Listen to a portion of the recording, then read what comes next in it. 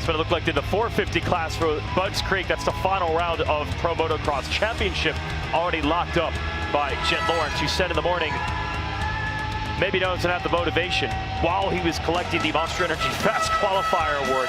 You know Jet's going to be good either way, but he's going to have to deal with the challenge of his brother and others. Here's Jet with a great start in Moto 1, battling with Justin Cooper. Yeah, got a little closer to him. Justin was trying to get in there, but Jet throws that and lets him know he's got a whole shot. Jet said after the race he wanted to get him one of the whole shots. I don't know if Justin really appreciated that. He's really trying to go at it. Probably more just trying to get ahead of Jet. He feels like that was one of his better chances, and they would do a little scrub here. Justin Cooper thinks better of it. That section funneled down to one line, so had to make a decision, but then goes back after him. Great stuff. Yeah, and then Jet was over that. You know, Justin Cooper makes little mistakes, get a little wide, and all that gap, that's all he needed. See Eli Tomac getting around Jorge Prada. Tough day at the office for Jorge. Actually finished better than we thought at how practice was going. Not even been qualifying into the thing, but nonetheless, Eli made that pass, and then it was Hunter Lawrence. Didn't get the best of start, but eventually he was able to catch up to Eli, and this was for third position. And then he would set his sights up and catch up. Fourth position. This was RJ. They all caught up. It was Justin Cooper, RJ, and then Hunter Lawrence on the back of that. Hunter did a great job at almost doing a little bit of pick and roll, being able to get RJ by surprise, and then he worked on Justin Cooper for a few laps. This was the last lap. These two were going at it, and Justin's going to hold on for that second place, and what that does, that doesn't allow Hunter to end up third in the championship. So we'll see how that plays out in the playoff seedings. And it also maybe affected the overall for the day, because as Justin Cooper finishes second ahead of Hunter there in third, now even if Hunter wins Moto 2, he can't get the overall uppercut from Jet Lawrence. Go to Moto 2.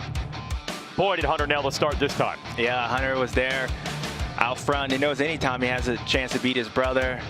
He needed a whole shot, and the opposite for Eli Tomac, dead last off the gate. So it was going to be a long day for him, especially how difficult this track was.